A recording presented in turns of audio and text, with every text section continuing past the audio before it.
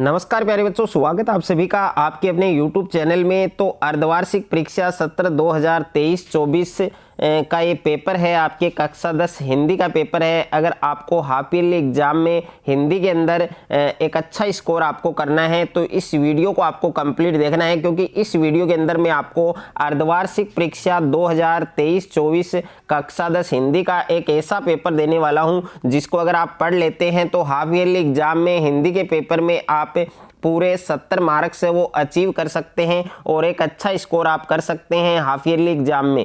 तो अगर आप कक्षा 10th के छात्र हैं तो इस वीडियो को आपको कंप्लीट देखना है। और वीडियो को शुरू करने से पहले आप सभी से मेरी एक रिक्वेस्ट है, यदि अभी तक आपने हमारे चैनल को सब्सक्राइब नहीं किया है तो सब्सक्राइब कर लीजिए और साथ में नोटिफिकेशन बेल को प्रेस कर लीजिए। तो प्यारे बच्चों, ये आपके कक्षा 10 हिंदी का पेपर है, हाफ ईयरली एग्जाम 2023-24 का पेपर है और 70 मार्क्स का ये पेपर आपके एग्जाम में आने वाला है। और जो टाइम है, आपके समय है, वो है आपके 3 घंटे 15 मिनट का आपको टाइम मिलेगा। और यहाँ पर परीक्षार्थियों के लिए सामान्य निर्देश आपको दे रखे हैं। यहाँ पर 3 निर्देश हैं, ये निर्देश आपको जरूर पढ़ने हैं।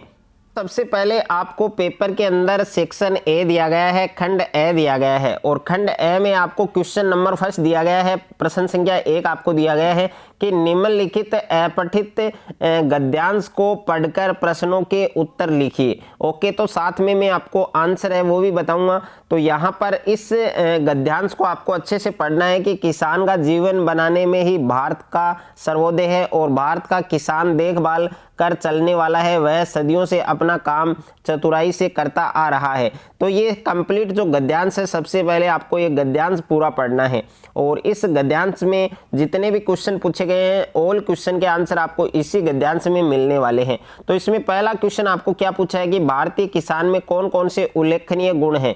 तो इसका करेक्ट आंसर आप इस गद्यांश के अंदर देख सकते हैं, इसमें आपको मिल जाएगा। और दूसरा जो क्वेश्चन पूछा गया है कि मितव्ययी शब्द का शाब्दिक अर्थ है, तो मितव्ययी शब्द का जो शाब्दिक अर्थ है वो इसमें आपको मिल जाएगा, यहाँ पर अच्छे से आपको पढ़ना है। और उसके बाद में तीसरा क्वेश्चन है आपके कि प्रस्तुत गद्यांश का उचित शीर्षक लिखिए। तो इस गद्यांश का उचित शीर्षक क्या है वो आपको बताना है। तो ये टोटल आपके 4 नंबर का आने वाला है, यानी फर्स्ट क्वेश्चन है ये आपके टोटल 4 नंबर का गद्यांश आपके आने वाला है।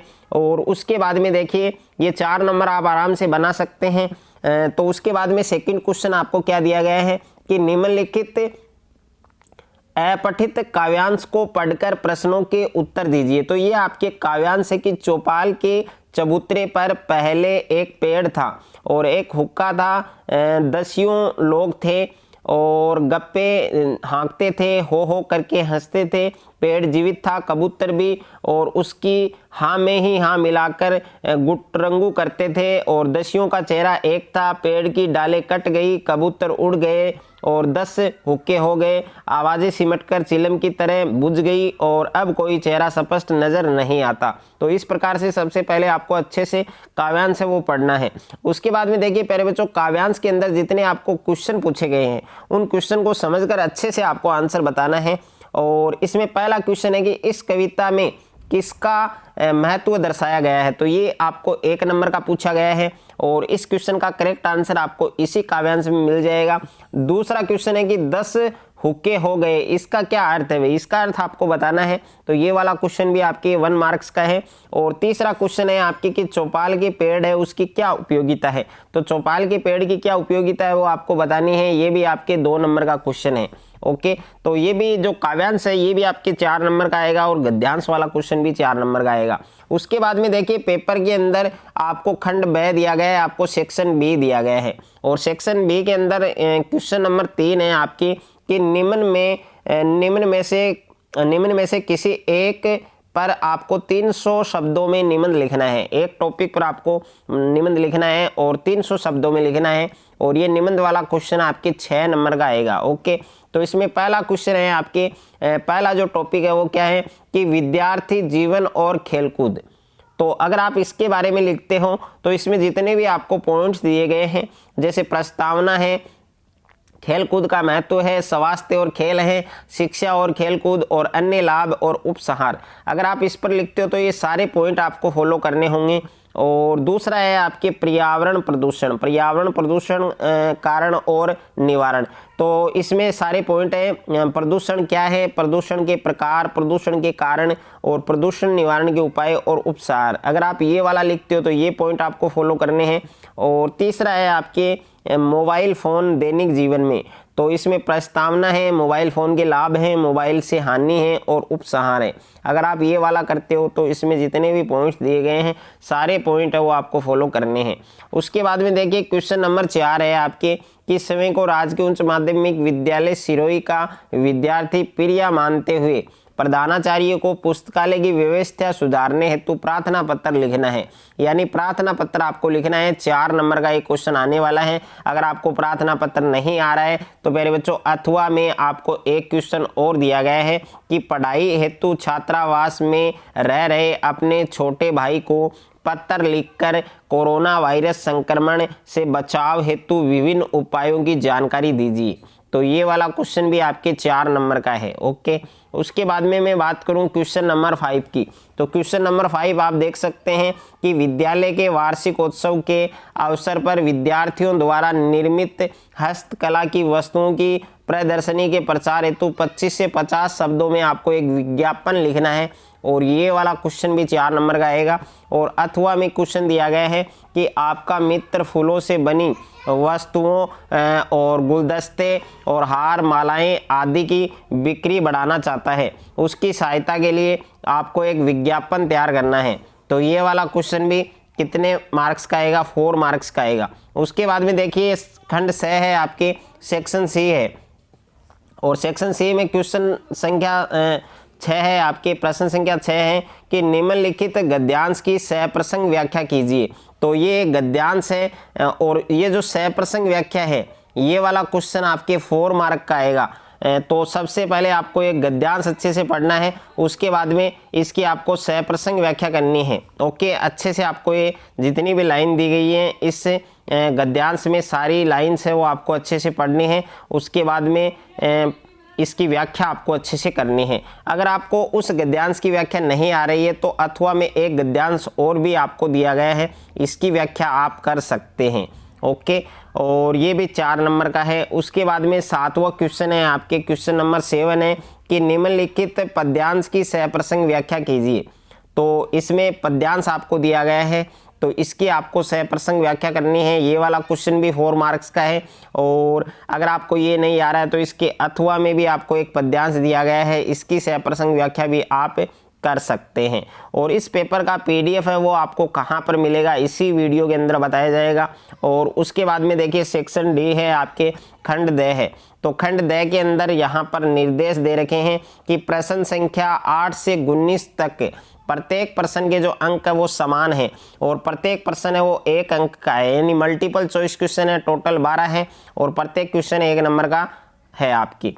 तो यहाँ पर 8वां क्वेश्चन है कि निम्न में से भाववाचक संज्ञा कौन सी है। तो इसमें ए ऑप्शन में जोधपुर, ब में पशु, स में मित्रता, द में रमेश। तो इसमें भाववाचक संज्ञा आपको बतानी है। और उसके बाद में क्वेश्चन संख्या 9 है आपके कि सर्वनाम के कितने भेद होते हैं।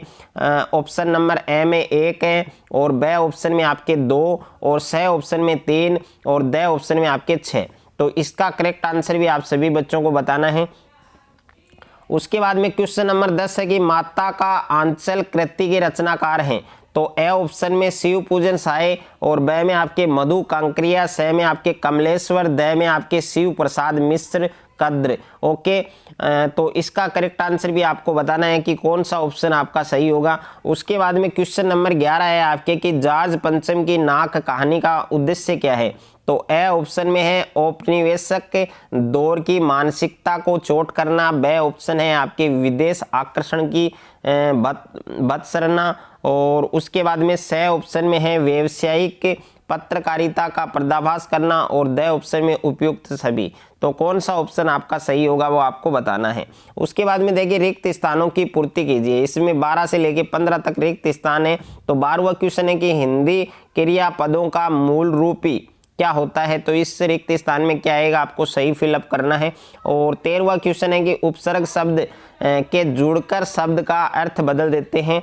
और क्वेश्चन नंबर 14 है कि दो वर्णों के परस्पर मेल से उत्पन्न विकार क्या कहलाता है। और 15वां प्रश्न है कि चंद्रमुख शब्द में कौन सा समास प्रयुक्त हुआ है, उसका आपको नाम बताना है। और उसके बाद में देखिए यहाँ पर क्वेश्चन है आपके निम्नलिखित अति लघुतरात्मक प्रश्नों के उत्तर दीजिए। तो इसमें 16वां क्वेश्चन है कि तिल का ताड़ बनाना मुहावरे का अर्थ लिखिए। और 17वां प्रश्न है क्रिया विशेषण की परिभाषा लिखिए। और 18वां प्रश्न है राम लक्ष्मण परशुराम संवाद रामचरितमानस के किस कांड से लिया गया है। और क्वेश्चन नंबर 19 है कि साना साना हाथ जोड़ी यात्रा वृत्त में भारत के किस क्षेत्र की यात्रा का वर्णन किया गया है।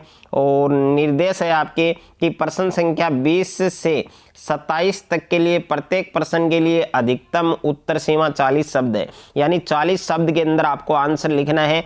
और प्रत्येक प्रश्न आपका दो नंबर का रहेगा। तो यहाँ पर प्रश्न संख्या 20 है प्यारे बच्चों की कृष्ण के प्रति अपने अनन्य प्रेम को गोपियों ने किस प्रकार अभिव्यक्त किया है। और क्वेश्चन नंबर 21 है कि कन्यादान कविता में एक माँ अपनी बेटी को क्या सीख दे रही है, संक्षेप में लिखिए। क्वेश्चन नंबर 22 है जयशंकर प्रसाद या रामवृक्ष बेनीपुरी का जीवन व कर्तृत्व है वो परिचय संक्षेप में आपको लिखना है। और 23वां क्वेश्चन है कि बाल गोपीन भगत किस प्रकार के व्यक्तियों को अधिक स्नेह का पात्र मानते थे और क्यों मानते थे, वो आपको लिखना है। और क्वेश्चन नंबर 24 है आपके कि हालदार साहब को दूसरी बार देखने पर मूर्ति में क्या अंतर दिखाई दिया। और 25वां है कि नार्गे ने धर्मचक्र की क्या विशेषता बताई। और साना साना हाथ जोड़ी पाठ के आधार पर आपको लिखना है। और उसके बाद में देखिए क्वेश्चन नंबर 26 है आपके अट नहीं रही कविता के आधार पर फागुन ऋतु के सौंदर्य को संक्षेप में लिखिए। और 27वां क्वेश्चन है कि लक्ष्मण के आचरण को सभा के लोगों ने अनुचित क्यों बताया है। और उसके बाद में निर्देश है कि प्रश्न संख्या 28 से 30 तक प्रत्येक प्रश्न के लिए अधिकतम उत्तर सीमा है 70 से 80 शब्द, यानी 70 से 80 शब्द में आपको आंसर देना है। और प्रत्येक प्रश्न आपके 4 नंबर का है। तो यहाँ पर 28वां क्वेश्चन है कि स्त्रियों को पढ़ने से अनर्थ होते कृतकोवादियों की इस दलील का खंडन द्विवेदी जी ने कैसे किया है, अपने शब्दों में लिखिए। और 29वां प्रश्न है लेखक ने संस्कृति और सभ्यता के अस्तित्व का मूल आधार किसे माना है और क्यों माना है। और 30वां क्वेश्चन है कि छाया मत छूना कविता के द्वारा कवि ने क्या संदेश दिया है, क्या मैसेज दिया है, अपने शब्दों में लिखिए। तो ये वाला क्वेश्चन भी 4 नंबर का है। तो ये पूरा पेपर मैंने आपको इस वीडियो के अंदर बताया है। और सारे बच्चों को अच्छे से ये पेपर एग्जाम से पहले तैयार करना है। और हिंदी के पेपर में आपको पूरे 70 मार्क्स वो फोड़ के आने हैं। और किन किन विद्यार्थियों ने ये पेपर, किन किन विद्यार्थी अच्छा मार्क्स हैं वो लाना चाहते हैं, तो वीडियो के अंदर अगर आपका कोई भी डाउट है, कोई भी प्रॉब्लम है, तो वो आप वीडियो के अंदर बता सकते हैं। और इस पेपर का जो PDF है वो आपको टेलीग्राम और व्हाट्सएप ग्रुप में मिलेगा। तो जिन बच्चों ने अभी तक टेलीग्राम और व्हाट्सएप ग्रुप को ज्वाइन नहीं किया है तो उसका लिंक आपको डिस्क्रिप्शन में मिल जाएगा, वहाँ जाकर आप ग्रुप को जरूर ज्वाइन करें।